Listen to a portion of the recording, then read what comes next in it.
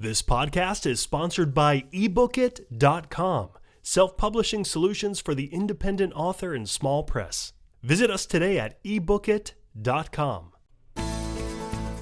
Hello and welcome to the Toastmasters podcast, the official podcast of Toastmasters International.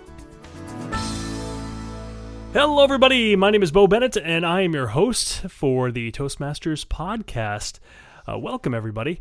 Today it's going to be just me and my guest. Ryan is not available to make this podcast, but we have a wonderful guest as usual. We're going to be speaking with Mr. Jeremey Donovan, who is the Chief Marketing Officer of American Management Association International.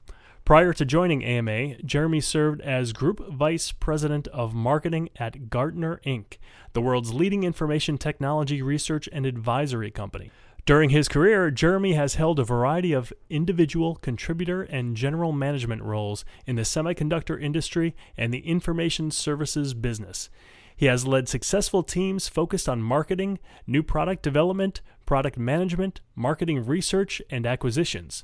Jeremey is also the author of 4 books, including the one we're going to be speaking with him about on today's show, the international public speaking bestseller, How to Deliver a TED Talk. He holds a BS and MS in electrical engineering from Cornell University and an MBA from the University of Chicago Booth School of Business. Welcome, Jeremey. Thank you, Bo. I really appreciate it. And I've been a Toastmaster for 16 years. So as a 16-year Toastmasters veteran, it's a humongous treat to be on your podcast. Oh, well, thank you. I appreciate that. For our listeners, I had the pleasure of meeting Jeremey face-to-face at the Book Expo in New York a couple months ago, right? Yeah, that was another dream come true for me. Yeah, we did. We met up there. I think I was got the privilege of signing books there. Now, let's just talk about that show for a minute, because I go to this show every year for the past 5 years for my company, eBookit, and I have a blast there. And just walking around, getting all the free products, it's huge. I mean, tons of authors there and people signing books and giving away free books. And every year we get to see like at least 5 or 6 A-list movie stars. Who did you see? It's funny. The first part of it, I can definitely confirm. I was apparently the best giveaway in the whole show is the biggest bag, because you can put the most goodies in there. And I, as a huge reader myself, I was so tempted to grab a bag and as many books as I could. I took home only one book, which there was a really cool steampunk book, and my daughter is a big steampunk fan, so that was my one take home. But I guess I was head down. I didn't see the movie stars, but I think that's one of my problems is I never noticed them. And my wife pokes me and says, "Hey, that's Bruce Willis," and I say, "That's what Bruce Willis looks like without all the makeup." Oh, geez. Well, I'll tell you who you missed. You missed Neil Patrick Harris. You missed Jason Segel, and you missed Martin Short, Angelica Houston. And the guy who wrote Diary of a Wimpy Kid, he's from my neck of the woods too. I forgot his name, but there were just so many people there, and you actually get to meet them. You get to shake their hands, and you get my daughter had her picture taken with them. It's a lot of fun. It's a huge event, and it's called the Book Expo, and it's in New York, the Javits Center. If anybody is interested in books and being an author, well, I suggest you check it out. It's a lot of fun. Anyways, that's where I met Jeremey face-to-face. But let's get into talking about what your book is about, and which is TED. So for the benefit of those who do not know, what is a TED Talk exactly? Yeah, so when I first heard of TED Talks, I thought it was a person, but TED actually stands for Technology, Entertainment, and Design. And in its very, very early incarnations, all the talks that they did were about that. And it started as a conference, and it's a fairly ultra-elite conference. It's quite expensive. You have to apply to even pay money to attend. So that's really what I got fascinated in. Is I've been doing Toastmasters speeches and other kinds of speeches for so long, and I think spreading ideas is a central part of what we do when we communicate. So I thought, hey, why don't I study the best of these 18-minute talks that are all about ideas worth spreading, some of them inspiring, but a lot of them really, really practical, and put that into book form. Huh. Wow. So let's start from the beginning. How did you get involved in public speaking? Oh, that's a really great question, and it actually it has a Toastmasters bent to it. So That's what we I like. I started my life as an extremely socially introverted person, and that social introversion led me very naturally to a career in engineering where I could sit behind a workstation and not have to talk to anyone. Sure. I got interested. I was in Silicon Valley in the late '90s, and I got very interested in the intersection of technology and business. So I moved from being a semiconductor engineer to being a semiconductor analyst, which I always describe as being for most people a shade of gray, but a huge difference for me because it meant I couldn't just hide anymore. My boss came to me and said in 3 months I would have to give a conference presentation to hundreds of people, and I was terrified. So I did what any terrified person does when they want to find their way into public speaking. Is I joined a Toastmasters club, which fortunately for me was in my building, and that was really the beginning of that saga Hmm. in mid 1998. Wow. And here you are today. Yeah, Congratulations. the social introversion has been shed, and yeah, I still, if people ask me, do you get nervous when you speak anymore? Of course, I think that's natural and that's human. I still get nervous, but I try to now channel that nervous energy into my speeches. And yes, the ums and the ahs come back sometimes, but I do my best to think about that person with the counter and the bell or the money jar, as I've seen in some clubs, put a nickel in for every one you say. Hmm. That's funny. Just yesterday, actually, I was talking to my son about public speaking because he had to deliver a speech like the last day of school or something, and I explained to him about the nerves. He was always he's always like a little bit nervous. Of course, I mean he's in seventh grade, and who isn't? At any age, let alone a seventh grader. But I explained to him that the nerves are good. Think of it as a bell curve. If you're all the way at the beginning of the bell curve, like down low, then there's no nervous energy working to your favor and you're not going to perform the best. But you need that energy, you need that emotion in order to get the brain going. And once you're at the peak, that's where you're going to be the best, like at that peak. And if you get too nervous and too excited, well then of course you start going down the bell curve, and that's not good, Absolutely. that's right. Yeah, I mean, I think the key, one of the big keys for me, I guess the big breakthrough I had to do with authenticity. For so many years in Toastmasters, I think it was my own mistake. I think other people learn this lesson sooner than I do, but I was learning all this stuff about vocal variety and eye contact and movement and hand gestures. And there was a period, at least in my journey of speaking, where it was very mechanical. And then at some point I realized, you know what, just let all that stuff go. Mhm. And when you get up there, just be yourself, have a conversation with the audience. And I found that not having to concentrate on all these technical things that I had learned actually helped lower the nervousness a bit. And I could just, again, just go up there, be a master of your content and have a conversation. Hmm. Now, your book, How to Deliver a TED Talk, boasts over 100 valuable or invaluable tips. Was that one of them? And if so, can you share some more with us? Yeah, yeah, absolutely. I think actually it might even be one of I don't have a copy of the book in front of me right now, but people ask me what is the biggest piece of advice you can give out of watching all those TED Talks. Hmm. And I think the biggest piece of advice I have is spread one idea. And what I mean by that is so often you hear a speech, right? And the speech is, intro, three main points into conclusion, perfectly fine structure, both in the personal and the professional world. But those 3 points I find so often are somewhat disconnected. They don't connect very tightly into a single theme. And an example of this is where it works as opposed to where it doesn't work is some of these best TED Talks. Take Sir Ken Robinson, who I think he's usually number one. He trades off from time to time with other speakers. Mm-hmm. Sir Ken Robinson's point is that there's not just one or two types of intelligence, IQ and EQ. There are 7 billion types of intelligence that we have to acknowledge that every human being has a unique sort of intelligence. And in particular, by embracing those 7 billion intelligences, we can foster creativity in our youth through the education system.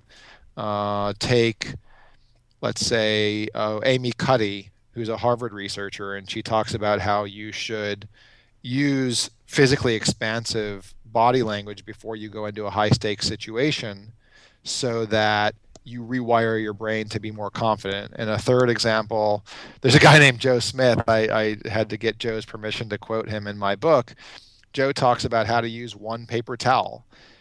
So all three of those examples express this idea, which is just spread one idea.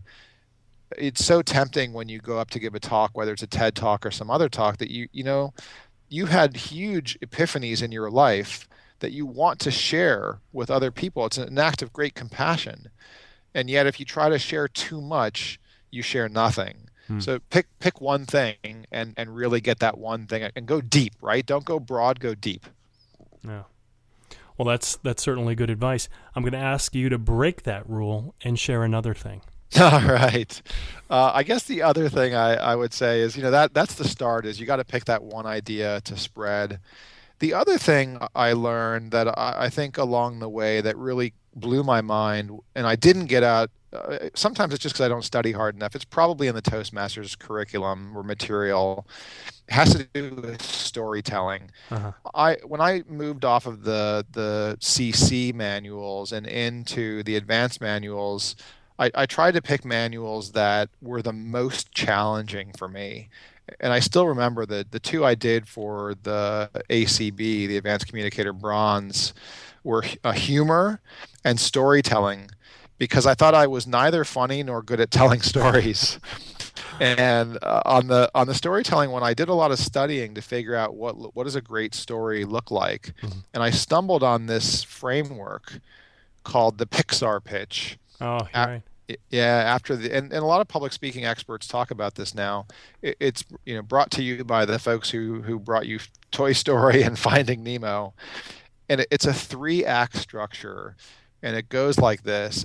In Act 1, it begins with once upon a time and every day, and then Act 1 ends with until one day. In story literature, that's called the inciting incident. It's something that throws the protagonist into a journey. Then Act 2 comes, and the protagonist is on the journey, and because of that, and because of that, and because of that, and Act 2 ends with until finally, which is, of course, the climax in story terminology. And then Act 3 is and after that, so that's the resolution of the climax, and then it ends with and the moral of the story is X. When I learn to internalize, it's just 3 acts with 2 little pieces in each act, 2 steps, if you will, in each act. When I learned to internalize that, it completely transformed my ability to tell stories. And in particular, there were times where I was leaving out some of the critical pieces and people would get lost in the stories I told, or I was going on for too long in different parts of the story. And by knowing the Pixar pitch, I was able to tighten up my stories. And why it was such a revelation is I then took that structure and I applied it to a lot of the best TED Talks, and I said, holy cow, this is exactly what they're doing. Whether they know it or not, it's the template for the way that great stories are told. So Jeremy, what is your favorite Pixar movie?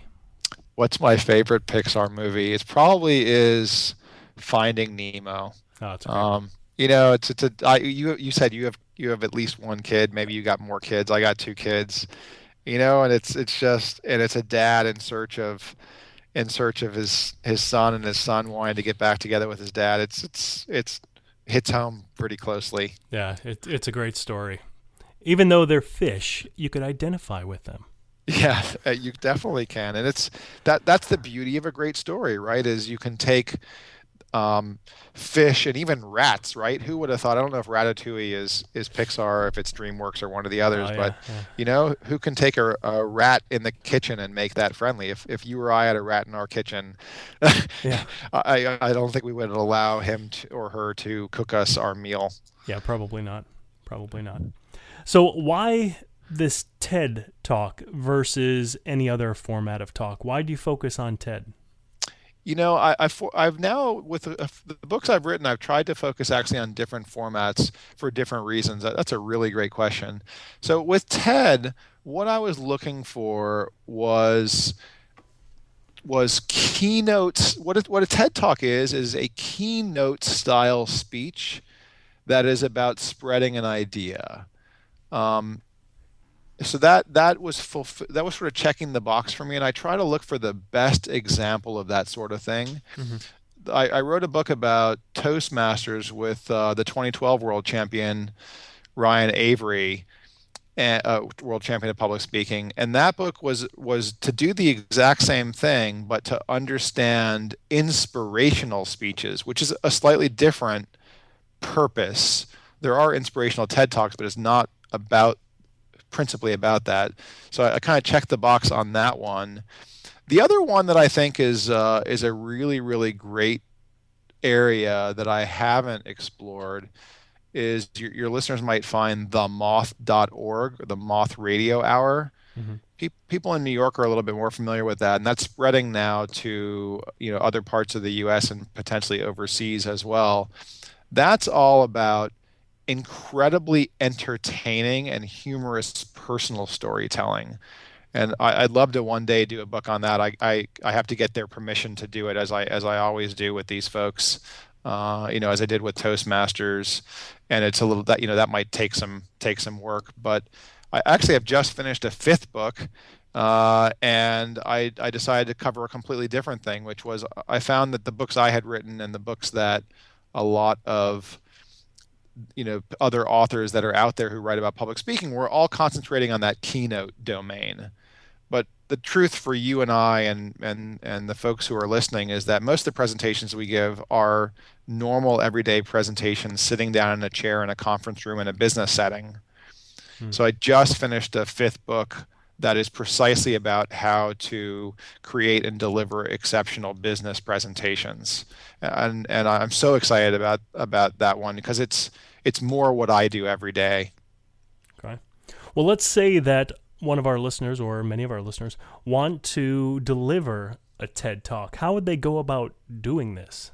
Yeah, so that's actually when I wrote an early version that was self-published of the book, and I guess that was the promise of the title in a way, but I hadn't done that. So when I revised the book, the second edition now contains a pretty thorough description about how you go about it. Here's the best advice I have. You have to understand that there are two different types of TED Talks. The first is I'll call it the major leagues. Hmm. That's getting actually up in the TED conference or TED Global, one of the conferences that's actually run by the official TED conferences organization. To be able to speak there, it's almost like you have to get selected. You have to have done something extraordinary in order to get selected. So just, if you want to do that, forget about the TED Talk, just go do extraordinary things and maybe or maybe not you'll get selected to give a TED Talk, but the extraordinary thing that you did is much more important. So Okay. I'll leave that one aside because that's sort of more magical in a way to be able to secure that. What I advise people to do is instead to target TEDx events. Hmm. So TEDx follows the rules of TED.com, but they're independently organized. And your videos get posted up on YouTube and they're also hosted on TED.com. So it has a lot of the same benefits, but you just have this independent organization of the events. So if you just go on TED.com and click on TEDx events, you want to find an event that's local to your area. TEDx organizers really don't want to source people who aren't local to them. So find a local TEDx organizer and reach out to them.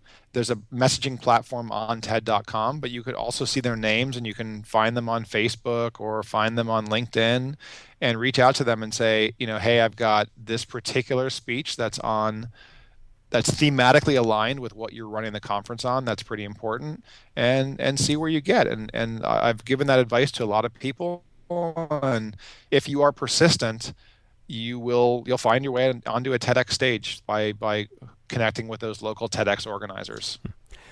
Well, sounds good. Sounds not too difficult. You use the analogy of the global TED event being the major leagues. So would this TEDx event be more of like the minor leagues, or would it be like playing softball for Billy's Clam Shack? No, I think it's the minor leagues. That's good. It's still not easy. I mean, it still takes persistence. It still takes work to give those talks. If you give a bad talk, the organizer can choose not to upload your video.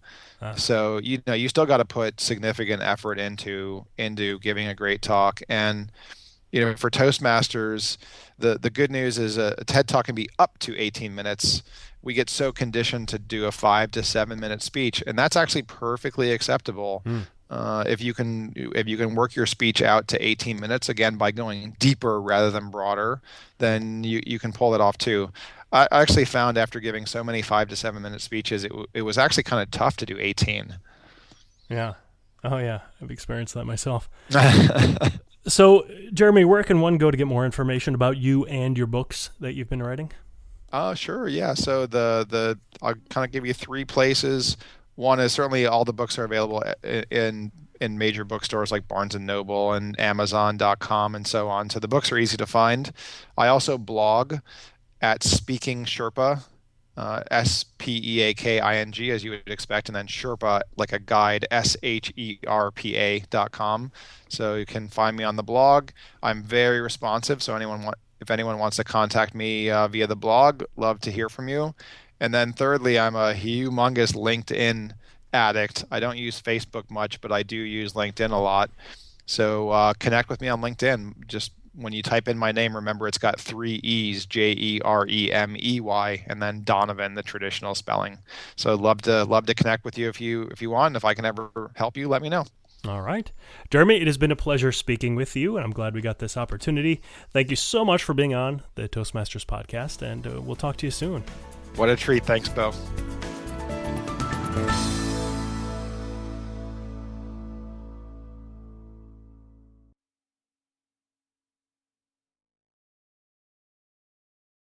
Isn't it about time you published that book you've been thinking about? We can help with that. At ebookit.com, we've been providing authors and small presses with ebook publishing services since 2010. Visit us today at ebookit.com and let us know how we can help you.